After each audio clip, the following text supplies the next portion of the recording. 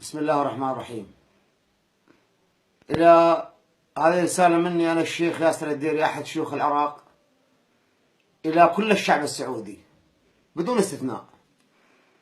أولا السلام عليكم ورحمة الله وبركاته، والصلاة والسلام على محمد أشرف الأنبياء والمرسلين. أما بعد، بخصوص ما طرح بخصوص الميزانية، أنا ما لي علاقة، أنا رجال عراقي، بس نصيحة مني هذه الكل سعودي، لأنكم أغلى من روحي، ولأنكم رفعتوا رؤوس العرب كلهم في العراق وفي اليمن وفي كل البلاد العربية.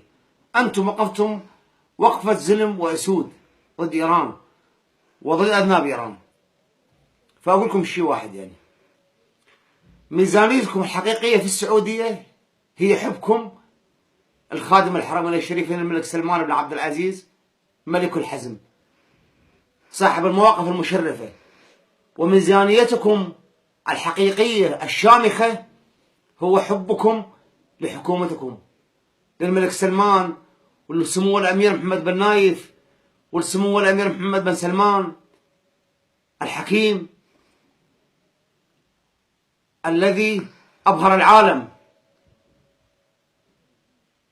والسعودية لأنها وقفت شامخة أمام إيران وتحديات إيران وأمام الحوثيين أذناب إيران في اليمن، وأصبحت عز للعروبة ولكل عربي.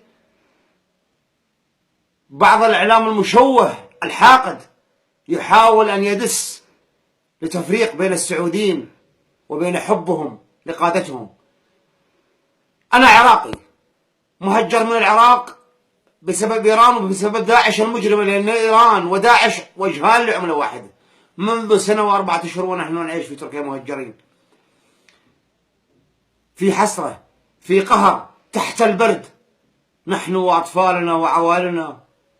ولكن عندما نرى الجيش السعودي واقف ضد الحوثيين أذناب إيران وأمام إيران، والله نعتز بالشموخ، نحس بعزة وشموخ، لأن الجيش السعودي ليس جيش السعودية فقط، جيش عربي، وعلى كل عربي أن يفتخر فيه. الجيش السعودي يبذل الدماء الزكية تجاه في الدفاع عن العروبة وعن شرف الأمة العربية. هذه هي الميزانية الحقيقية. الميزانية مو بنزين ونفط وغاز. نحن في العراق الغاز ملايين حرقونا بالبنزين، حرقونا أذناب إيران، حرقوا السنة فيه. نحن عراقيين ونحب الشعب السعودي وندعمه وندعم حكومته بالقلب وباللسان. أنا أكتب قصائد ليل نهار في حب الملك سلمان، محمد بن نايف، محمد بن سلمان وجنود الحزم، ليس مجاملة ولا لأجل شيء. والله أنا من سنة و4 أشهر في تركيا لم أستلم ريال من أي بشر في العالم من السعودية، ولكن حبي لهم واعتزازي بالعروبة الشامخة بقيادة الحزم وآل سعود أفتخر بها. فأخوة السعوديين الأعزاء الغالين الأغلى من روحي، وأنتم أقال فوق راسي، ألبسوا كل سعودي، لأن أنتم أصبحتوا شموخ ونفتخر بكم. إحنا لا تهزكم أسعار ميزانية. الميزانية الحقيقية في السعودية هي حب الملك سلمان وحب ولي العهد محمد بن نايف وحب الجيش السعودي ومؤازرته ودعمه، لأن كلما تفرقنا يفرح العدو. ميزانيتكم الحقيقية هي حبكم للقيادة في السعودية ودعم الجيش السعودي في قيادة الحزم. ترخص دماء غالية وعزيزة في سبيل الدفاع عن العروبة. أي بنزين وأي ميزانية وأي نفط مقابل الدماء الغالية.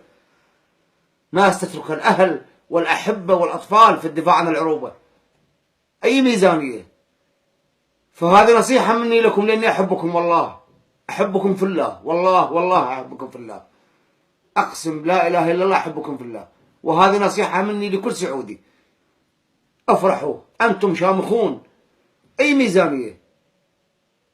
حبنا لكم هو ميزانية، حب العرب لكم هو ميزانية، حبكم لحكومتكم هو ميزانية.